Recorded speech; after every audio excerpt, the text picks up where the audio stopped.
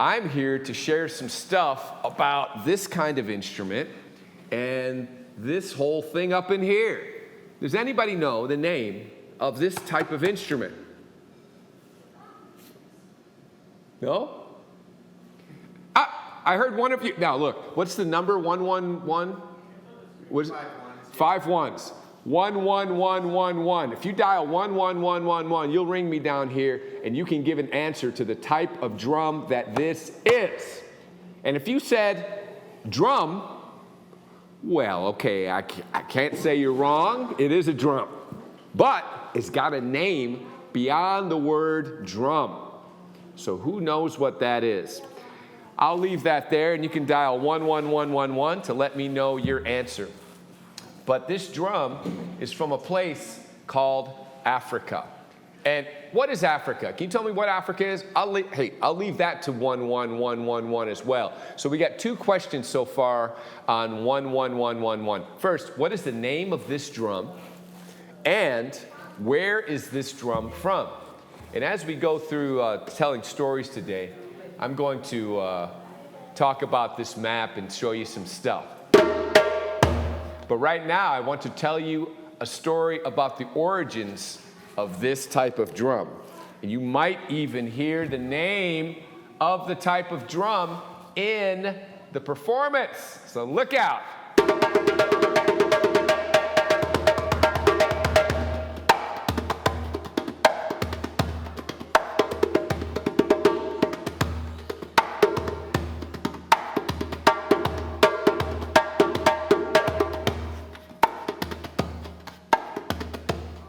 In the beginning was the music, then the drum. In the beginning, in the Mande, West Africa, there was the music, then there was the djembe. Fanta and Dauda, the story of the women and the new moon, of the original heartbeat of Mande, West Africa.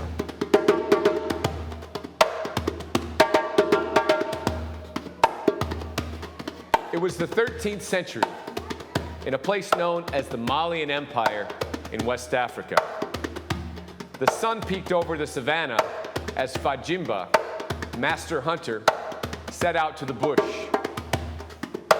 He journeyed past a field where the farmers and his workers were just arriving.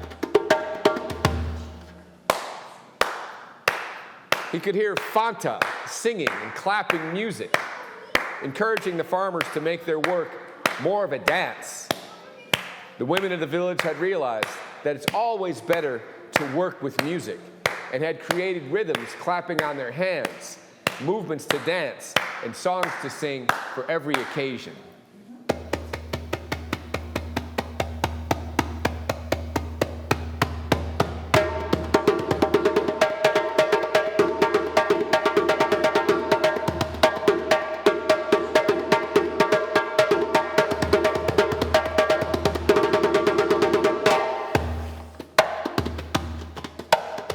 Fajimba, he was a Simbon, or master hunter.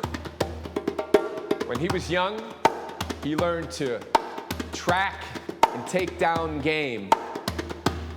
He was also well-versed in plants and could understand the calls of the birds, what they were saying to each other, and what they were saying to and about him. Simbon are not separate from nature. They are a seamless part of it. It is known by all animals when it is time to enter into a different part of the cycle. It is said that animals will freely offer themselves to the Simbon as they know it is their time.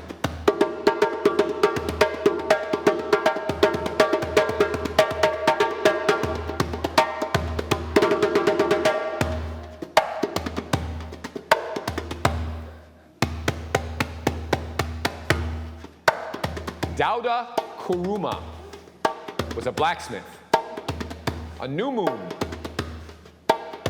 a cast of great physical and spiritual power.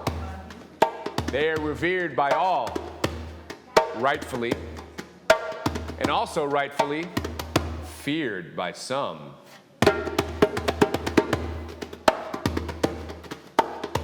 Dawda was an exceptional blacksmith and medicine man. And as such, he knew how to make tools for the farmers, knives for the cooks, and weapons for the warriors. But he also possessed secret knowledge about magic and other worldly things.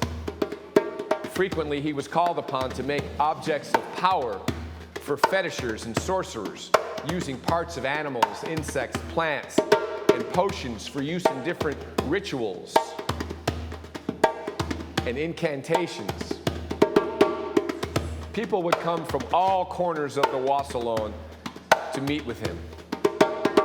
The Wassalon is the region that is now separated by the Guinea-Mali border in West Africa, right about here.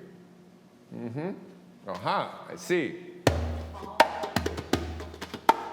Well, one day, when Dawda was making a mortar out of a log, his carving tool broke through the bottom of the bowl.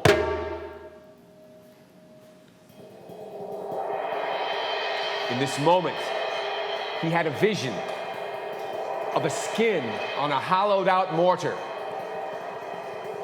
Swirling, diffuse beams of colors, light, and sound radiated from this image. Ripples of sound came from this image and transformed into dancing images. The three great spirits who live at the small hill known as Kurunin, the protector of the village, were awoken by this energetic shift, as were the ancestors, knowing an object of great power was in the process of creation. Djembe, Djembe, Djembe,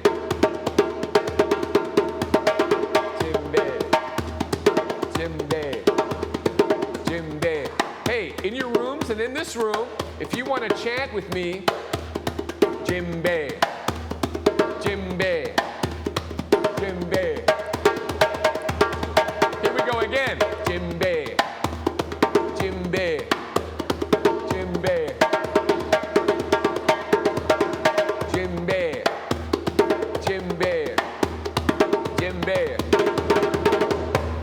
was all he heard. He knew what he needed to do, and the creation of this thing would involve the willful sacrifice of a tree and a skin. He took this all as a clear sign that a channel was going to be opened between the spirit and the physical world. It would be opened by this creation, and he knew he would be creating a very powerful tool, and it would take the form of a drum.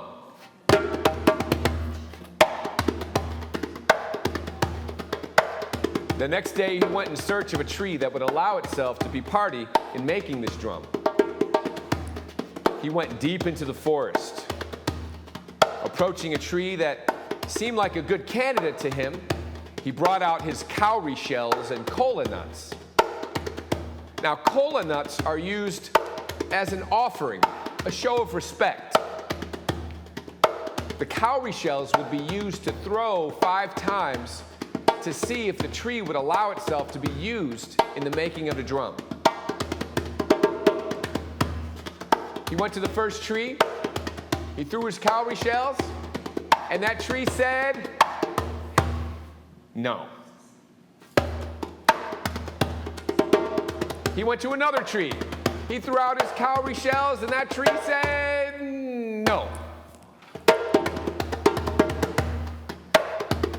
He went to a third tree. He pulled out his cowrie shells. He threw them 5 times. You know what that tree said? Do you know what it said? It said, no, you're right. It said, no! He visited 8 trees before he got the reading that allowed him to bring out his axe. After extracting the right piece of wood from the abiding tree, The next step would be carving the shell. He waited until late at night for when the spirits are most active to begin. It is said that the djembe contains the spirit of the tree, the skin, and the carver. He went to his special tools passed along to him by his ancestors, imbued with generations of blood, sweat, and barakah. And with only the light of his forge, he carved the mortar. After a while, the mortar became more goblet-shaped and with a large hollow bowl on top and a narrow hollow stem on the bottom. As he worked the form with his razor-sharp tools and master's touch, the goblet shape began to reveal feminine curves, and as the light of dawn crept into the night, she was finished. The mortar had blossomed into a smooth, shapely form that was waiting for its voice, its tongue, to sing. Now, Dauda knew the final step in the creation of this vision was the skin. He spoke to his good and respected friend, the master hunter, Fajimba. And he asked him if Fajimba could find a skin for him. Djembe gave him a surprised look and then shared with Dauda a dream that he had had the night before. Dauda's eyes widened with wonder and curiosity.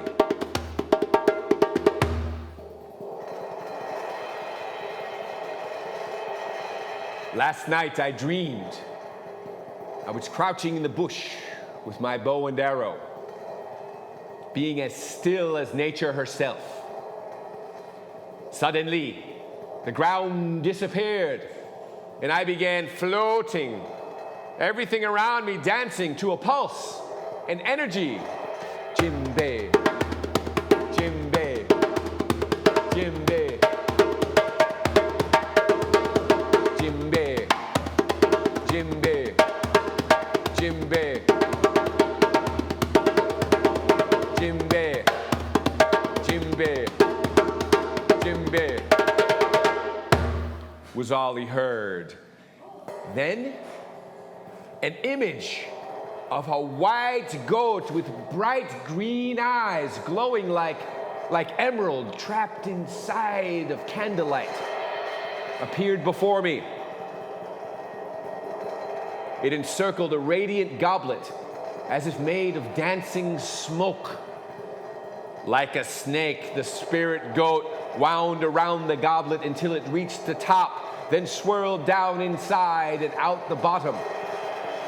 Repeating this flow continuously, the two forms became one, and vibrations of sound and energy and light danced a joyous dance until an image came into focus of that of a goblet-shaped drum.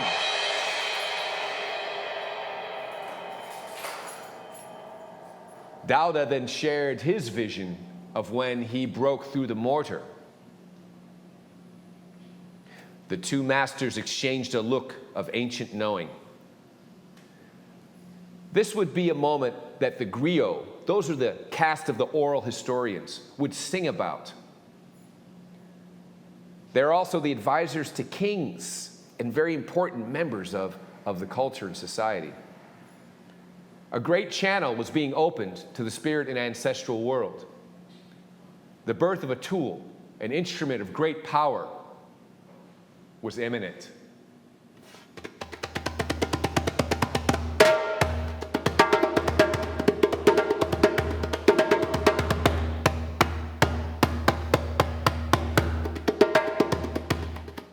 That day, Fajimba set out to find a skin for Dauda. And as dusk crept into the day, Fajimba quietly navigated the grasses of the savannah, moving silently between bushes and trees. And as night overtook dusk, Fajimba's instinct, or perhaps it was the whisperings of ancestors, told him to crouch in meditation to more fully open to nature.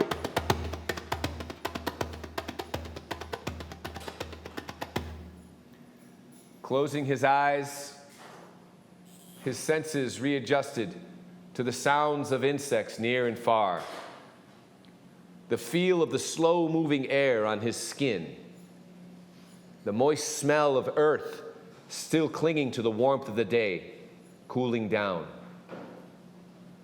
And after the songs of the creatures of the night were in full chorus, he heard movements in the distance. Opening his eyes, he saw only darkness.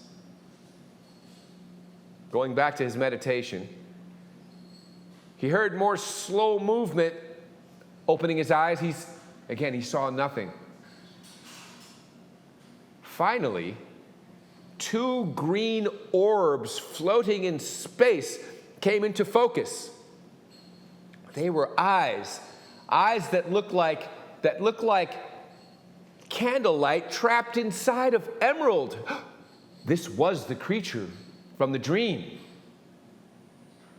As the creature approached, he slowly got out an arrow from his quiver, never breaking eye contact. The creature slowly approached, never breaking eye contact, as he put his arrow on his bow. But the creature kept slowly moving toward him, never breaking eye contact. He realized he did not need his arrow and bow this day. The creature laid at his feet. It was the white goat.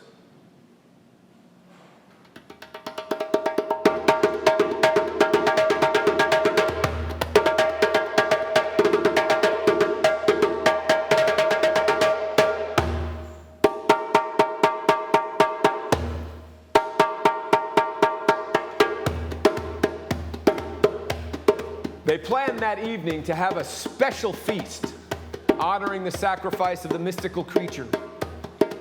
Dauda asked the women to prepare the bara. That's the village center.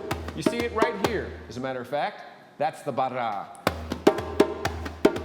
And the demesen, that's the young men, he asked them to go get wood to make fire. Tonight would be a feast for a very special occasion. The feast was not only to honor the goat sacrifice, but to celebrate a thing that had not yet come to be. Dauda had a very strong feeling that this would be a point in history that would change the direction of their culture.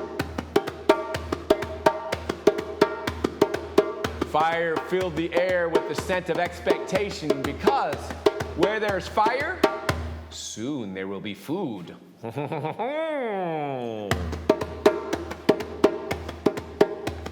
He asked the women to prepare the food with some of his special spices he kept in the place where he keeps magical things.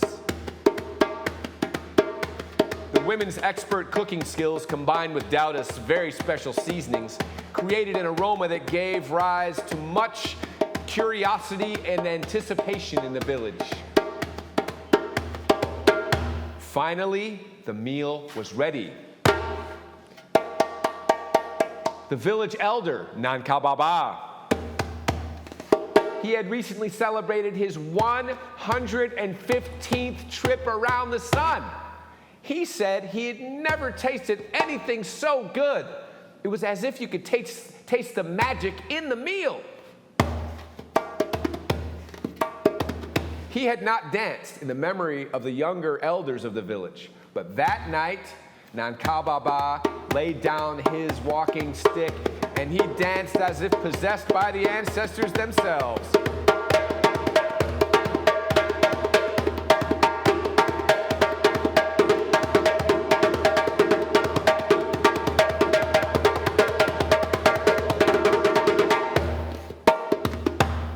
The next day, Dauda gave the skin to receive the skin from Fajimba. He fashioned rope to hold her skin in place. He caressed her all around and checking and rechecking each angle. Then he put her in the savannah sun to dry. 3 days passed. He waited patiently for the right time for her to sing. The moon was full, and the Jina were restless in the bush. That night, Dauda dreamed he was floating, connected to all things. Hands dance, bouncing to an energy exchange of sound, movement, and music. In the rhythmic environment of his dreamscape, Djembe, Djembe, Djembe, Djembe, Djembe, Djembe, Djembe, Djembe, Djembe, was all he heard. The day finally came when it was time for her to sing. Dauda looked carefully to make sure she was dry and ready to be finished. He pulled the ropes very tight with his new moon strength to open her voice fully. It was time. He sat on a log in front of her, and his hand bounced off the middle of the skin, producing an amazing... This would be the first speech of Djembe, a version of Om, said to be the first sound. In this area of the world, new sounds don't happen very often. This is the 12th century in rural West Africa. The sounds that you hear at your age in this place are the same sounds that your parents heard when they were your age. They're the same sounds that your parents' parents heard when they were your age. You could go so far as to say they're the same sounds that your parents' parents' parents' parents' parents' parents' parents' parents' parents heard when they were your age. So to hear a new sound in this place, woo, what must have the village been thinking? Is this the sky telling us that there's a storm coming? What is that sound? Is it the earth? Is it the earth signaling that it's time to plant the seeds? What is that sound? I've heard rumor that the trees can dance.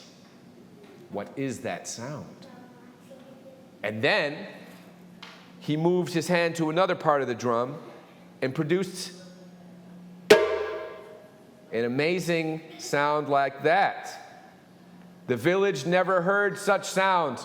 They could not tell if they were fire, water, earth, mineral, or nature. His hands then began moving as if motivated by an energy that was not his own.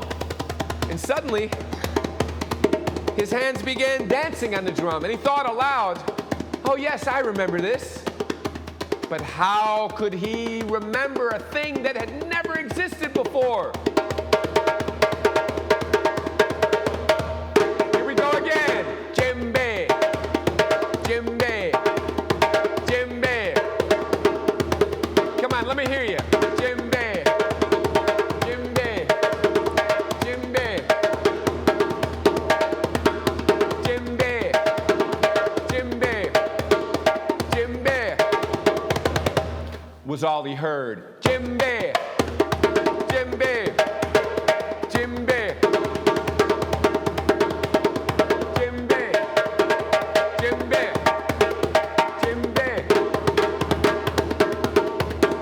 Djembe, Djembe, Djembe, Djembe. Was all she heard. Djembe, Djembe, Djembe.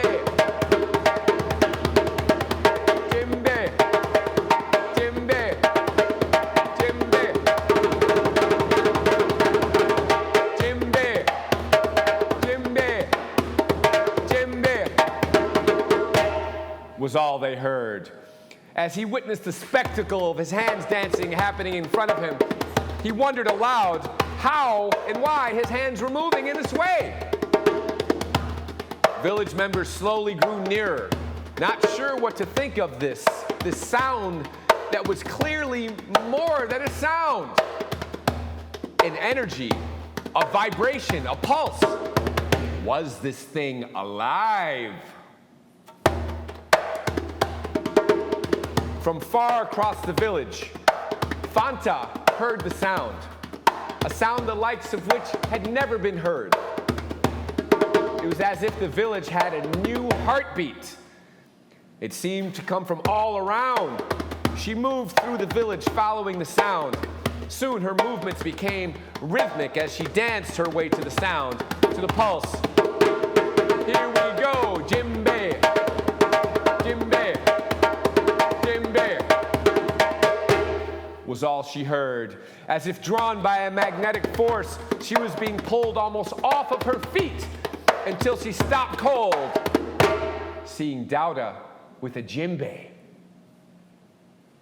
As Dauda took notice of Fanta, her movements returned, as did his hand dance, as if burbling from an ancestral depth.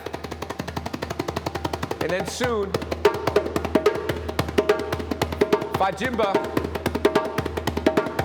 soon Dauda was creating rhythms that inspired Fanta. And soon they were dialoguing in rhythm and dance, and soon they were finishing each other's sentences.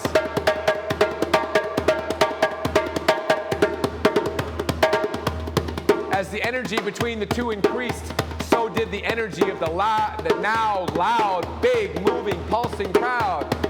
Here we go again. Djembe, Djembe, Djembe, Djembe, Djembe, Djembe, was all they heard. The village encircled them.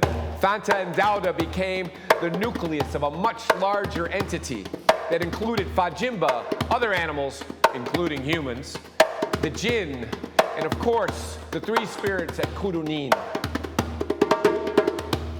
All rejoiced together in bliss as movement and music became one. One of the villagers appeared out of the crowd and asked him what this incredible instrument was called. Realizing he did not know, well, he asked the instrument, and it said, Djembe. Since that day, the name of this drum became Djembe. Since that day, the women gifted over the rhythms and songs to the new moon to play on the djembe. Since that day, the djembe drum became a part of every ritual, both secret and public. Every celebration, every rite of passage, every naming ceremony. It became part of how the farmers planted their fields and harvested their bounty, and much more. Since that day, the ancestors had a portal to visit the manifest world. And that was through the hands of the djembe fola. The ancestors were the source of the movement in Dauda's hands. He was unwittingly channeling their healing wisdom and genius. The moment he learned to give his hands over to the ancestors was the day he truly understood why he was doing what he was doing. His purpose had revealed itself.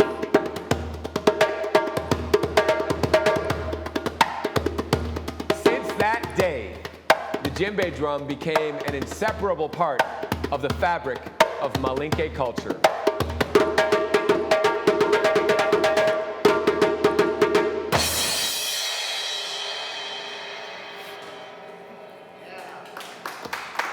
Thank you.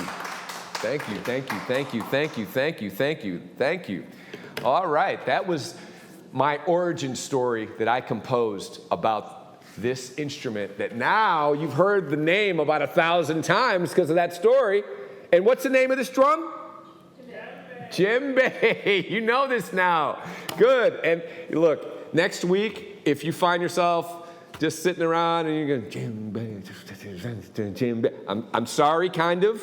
You know, I gave you an earworm there, something you can't get out of your head. Okay, well, maybe it's time for djembe in your life. I don't know. So this is a bunch of pictures from many of my trips to West Africa, particularly Guinea in West Africa. I asked you earlier what the name of this drum is, and now you know it's called djembe. And this right here, what is this a map of? Does anybody know? Africa, that's right. It's a map of Africa. And the tradition of this instrument, the djembe, comes from a place in West Africa, which is about right here. It's called the Malian Empire in about the 12th century. A lot of my stories deal with that time and place. But that's where this drum is from, and that's where it was the women, if you remember in the story, it was the women who had created the rhythms and songs with this ancient instrument and this ancient instrument to go along with all the happenings in the village. And then what happened later was that the blacksmith, that's the cast of the new moon, they created the first djembe. They carved the first djembe. And then the women, it's taught to me by my masters, the women were the ones who gifted over the rhythms and songs to the blacksmith. Now, chief among my teachers, I'm not sure if you can see down here, but this is Mamadi Keita. Mamadi is a great master drummer from Guinea, West Africa. One might say he's the most famous African master drummer that the world has ever known. Why do I say this? Because he toured the world for, well, look, he started touring the world when he was like 12 because the government of Guinea heard about how amazing this drummer was in this very remote part of Guinea. And they came and got him to be in the group. And then that group started touring the world. That was 1964. 1964! Let's see, if it's 2024 right now, how many years ago is that? I think it might be, you said 60? Smart folks in the room over here, that's right. 60 years ago, he began touring the world. And he toured the world all over the place. I think he went to every continent except Antarctica. And I'm not even sure that he didn't go to Antarctica. He might have, I don't know. But I started studying with him in the late 90s. And I was with him for about 20 years. And he created a school called the Tam Tam Mandang Djembe Academy. And he created this school in order so that people could learn the traditions of this instrument in an organized way that was very good. See, this comes from an oral tradition, which means to say a tradition that's spoken. It's not really written down. But he knew that he wanted to make sure djembe tradition survived past him. And he made sure that he created a whole institution with books and everything that kind of documented what he was teaching so that his teachings could go on to be taught clearly. And then he empowered people like me to continue his teachings when he had stopped teaching. And I'm one of his messengers of tradition. There's about 15, 20 of us in the world. We're talking about people like me in Asia, in Europe, in South America, a few in North America. There's some in Australia. So few people around the world have taken up the reins of representing his school. And it's hard. It's very hard. If you look at all these words up here, those are different traditional rhythms that I had to learn that have djembe parts. They have an oral history, which means they have a name, why they were played, who played it, and where they were played. And they have different instruments called the dun-dun that you see right here that are played along with that. So there's a lot you got to learn to represent this music.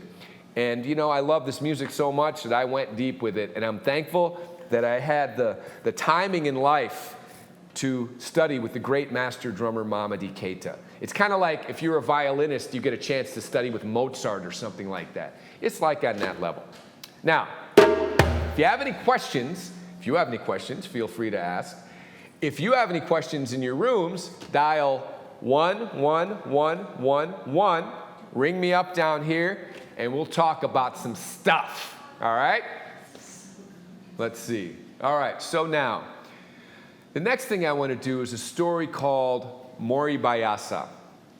And Mori Bayasa is a rhythm up there in the upper left, but Mori Bayasa is a special ceremony. Mori Bayasa is played when a woman's wish is granted in Malinke villages in Upper Guinea, West Africa. Now, let me give you an example that has a lot to do with Mamadi Keita right here. So Mamadi's older sister's name is Kadia. I had the great pleasure of meeting her in 2007 in the village, in his village. And Kadia loved her little brother Mamadi. Well, one day she woke up and Mamadi was gone. And she was very sad. I'm going to tell you all the detail in the story. But she made the vow to dance Mori Bayasa when her brother returned. She wished that her brother would return, and when her wish is granted, if it was granted, she vowed to dance Mori Bayasa. And that's what this story is about.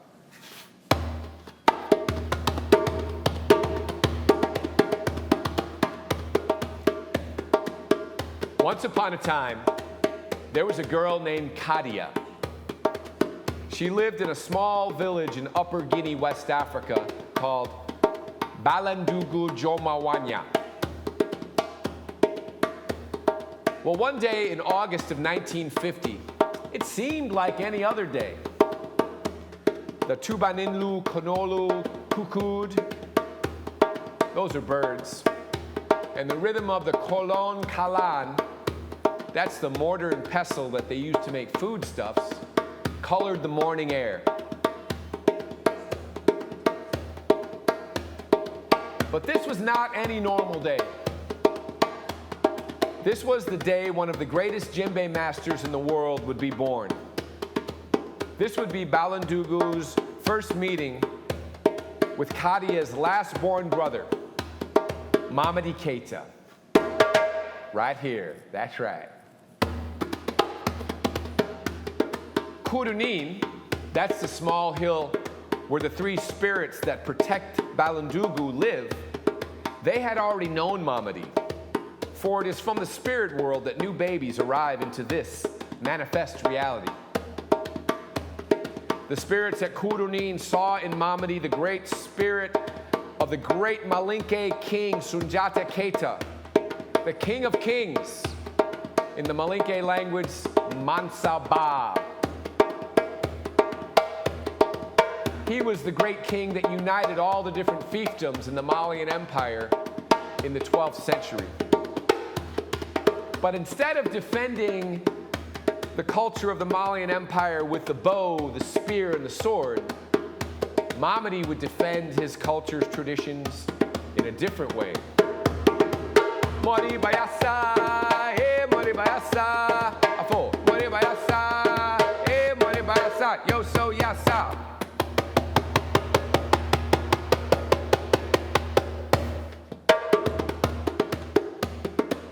Everyone noticed that Mamadi cried incredibly hard at birth. The village fetisher told the parents not to worry, that this child had a great future ahead of him. Furthermore, that his parents would not taste the fruit of his fame. This child would be known not only to his village, but all surrounding villages. That he would be known in all of his country. That his name would be known all over the continent of Africa.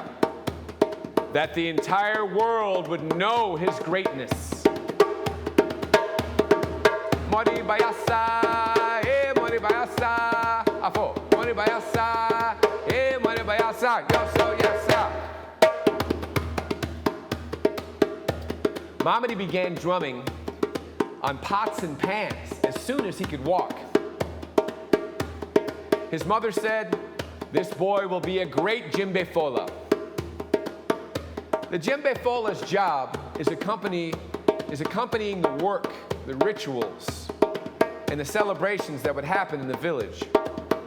The djembe fola's job is to make the djembe speak. Well, soon around the age of 5, Mamadi was taken to the village djembe fola. His name was Karinkajan Konde, to be initiated into the 7 secrets of the djembe. Mamadi was such a naturally gifted drummer that he was given the name Nankama, which means born for it at a very young age. Mamadi and Karinkajan would drum for the tilling of the soil, for the planting of the seeds, for the naming ceremonies and initiations. They would play for the full moon and all important things that would happen in the village. Mori bayasa, mori bayasa, afo, mori bayasa, mori bayasa, yoso yasa.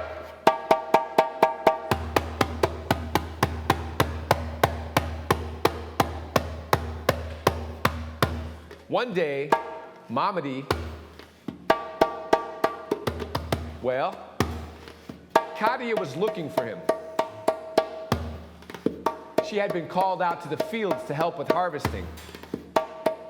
And when she returned to look for Mamadi to help her bring water from the well, what she saw was many worried faces and much stress in the village. What had happened? Well, it seems that Mamadi was no longer there.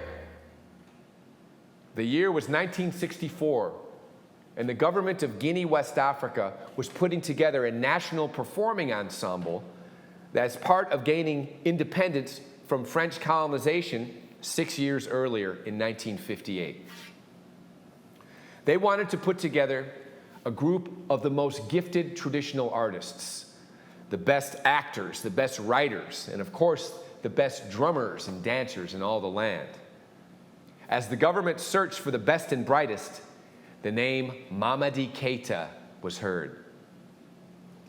Mamadi had become so well known as a gifted drummer at the age of 13 that he was taken from his village by the government to be in the National Performing Ensemble.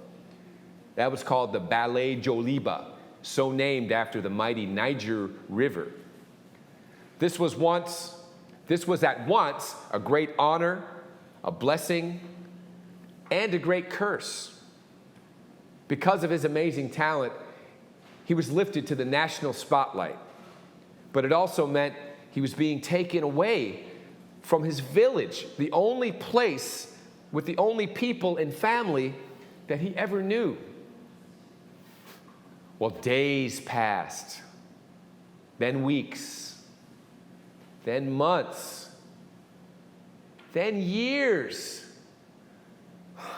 During this time, Mamadi was touring the world, earning a reputation of being the greatest African drummer the world had ever seen.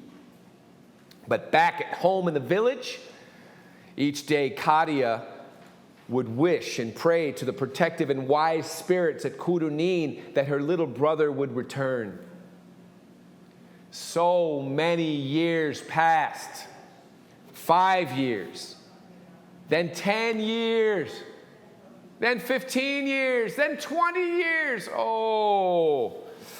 Eventually, Kadia took the vow to dance Mori Bayasa if her wish for her brother to return was granted. The vow to dance Mori Bayasa is very serious and can only be taken once in the life of a woman in the Malinke village. In this dance, one wears clothes and shoes that are not their own. The dance is chaotic and without form. Frequently, objects are knocked down, and folks follow behind the woman dancing Mori Bayasa, picking up behind them because they know what's going on. They know what she's doing. She circles the village 5 to 7 times, and then afterward, she changes back into her normal clothes, and she buries the old clothes under a tree. Now, as it turns out, I have a photograph of that very tree that we're talking about. In Mamadi's village, they call this particular mango tree the Mori Bayasa tree for how many Mori Bayasa dances it has seen over the centuries. And it is right down here. It is as big as a building in Chicago. It's huge, and it is magical. So 25 long years passed. During this time, rumor had came to Balandugu of Mamadi's visits to places far and wide, outside of Guinea, outside of Africa, of teaching and performing with people with different color skin than his, of performances for kings and presidents of foreign lands, and many other incredible stories. Well, children became adults, then parents.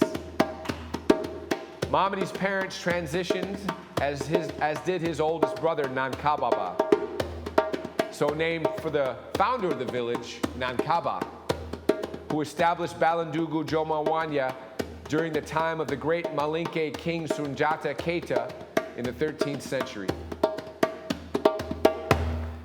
Well, the year was now 1990.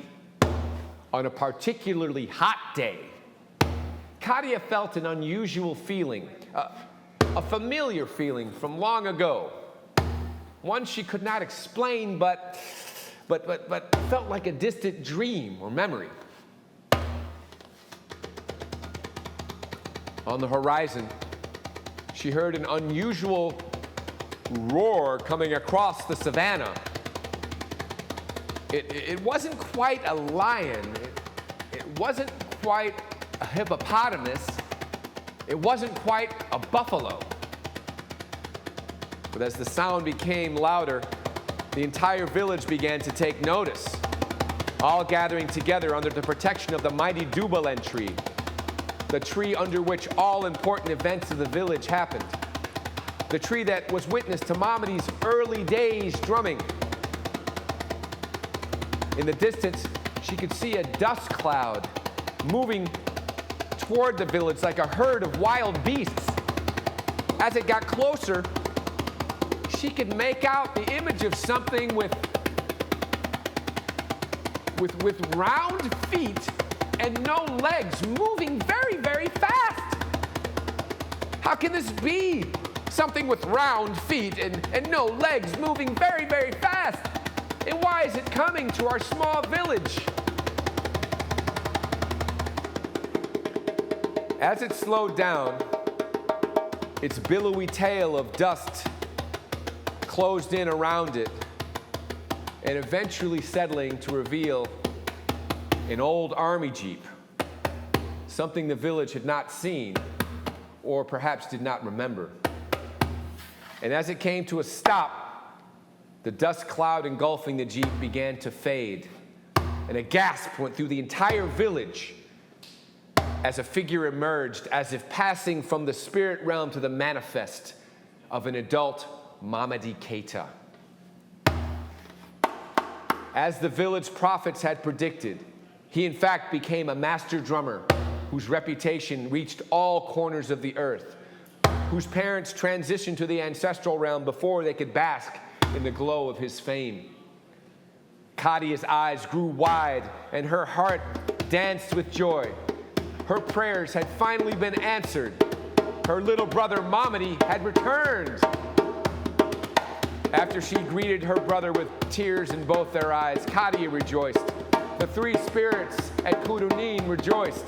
Balandugu Jomawanya rejoiced. Mamadi had returned. Mori Bayasa.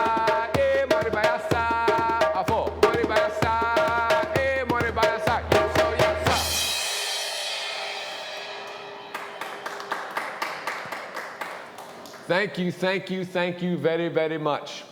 Okay, cool. All right, thank you so much for joining me today.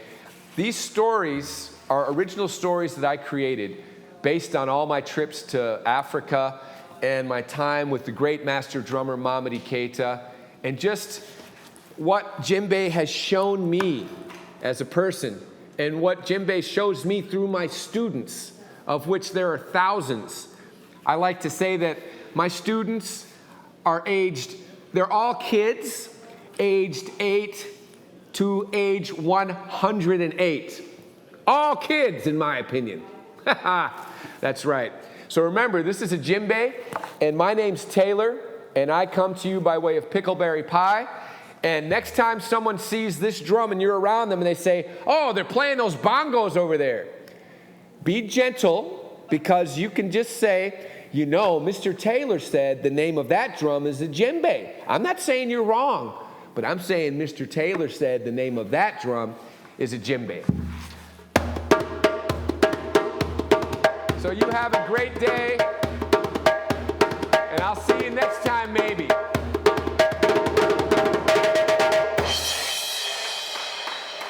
Thank you. Thank you, thank you, thank you.